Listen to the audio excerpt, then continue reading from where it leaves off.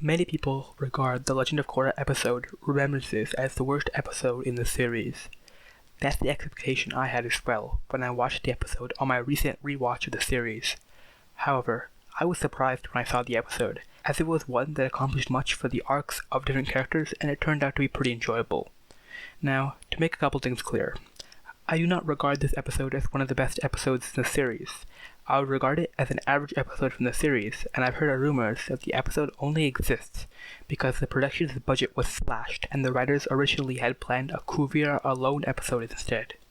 I would love to have seen a Kuvira alone episode instead, and I plan to do a video on Book 4 Balance, where I intend to talk about that. But today, I want to talk about the underrated value of Remembrances, and essentially why it doesn't deserve to be called the worst episode in the series. The episode is basically told in 3 parts. The first is mostly about Mako, the second about Korra, and the third about Bolin. But this episode touches on more than just those 3 characters. Mako's part starts with Prince Wu wanting to get stronger and tougher after getting kidnapped.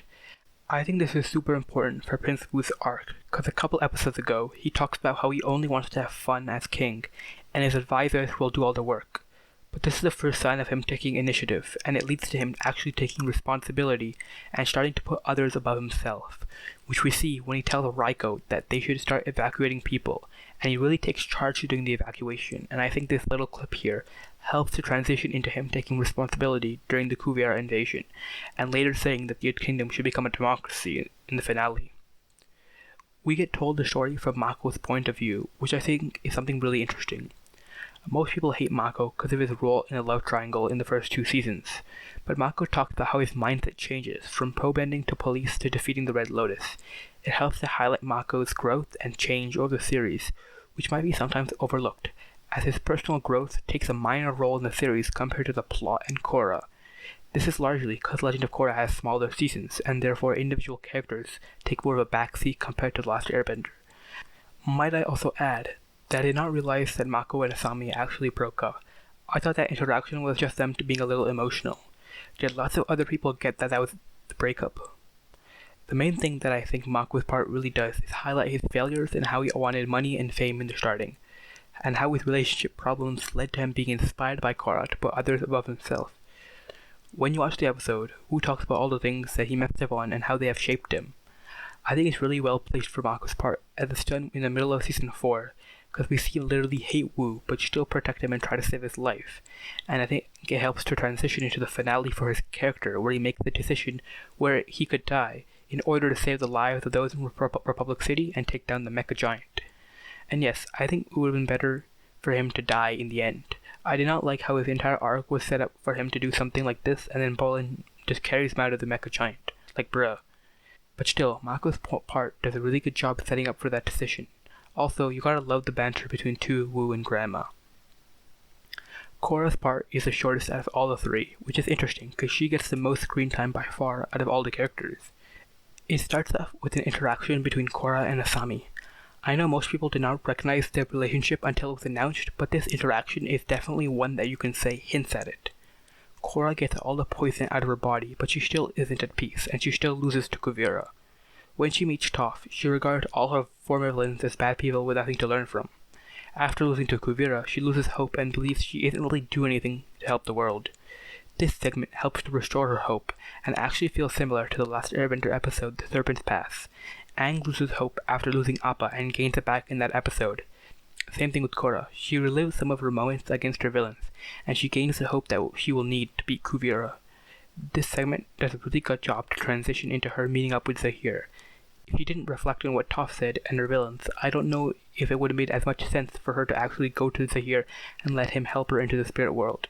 Like with Mako and Wu, this segment does a really good job of having Korra reflect, regain hope, and then learn and grow as an avatar.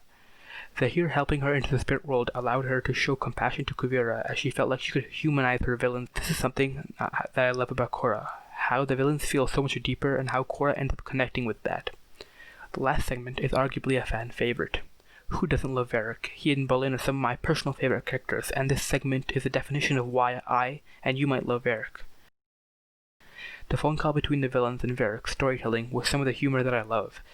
Personally, I think it was pretty cool how the writers were able to take Varric's character and make him tell a story and do it using clips from previous seasons.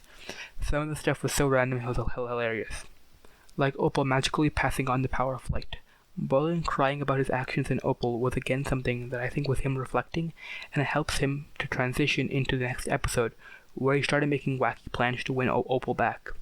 Although I think that might be a stretch. Bolin's part was some more humor and banter that I always appreciate.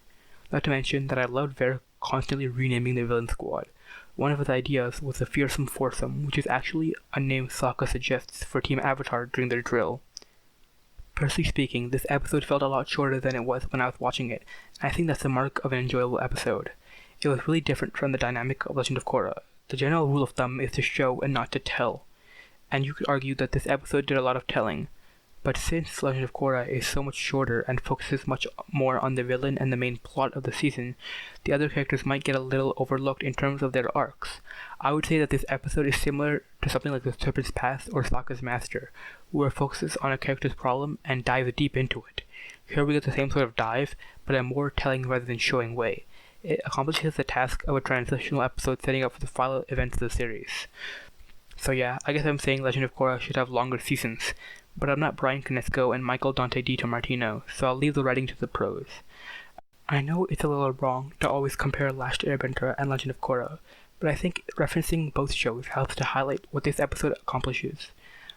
I hope I was able to highlight some of the good aspects of Remembrances, and I hope I was perhaps able to change your opinion on it to some extent. If not, that's okay. Thank you so much for watching, and make sure to have a legendary day. Peace.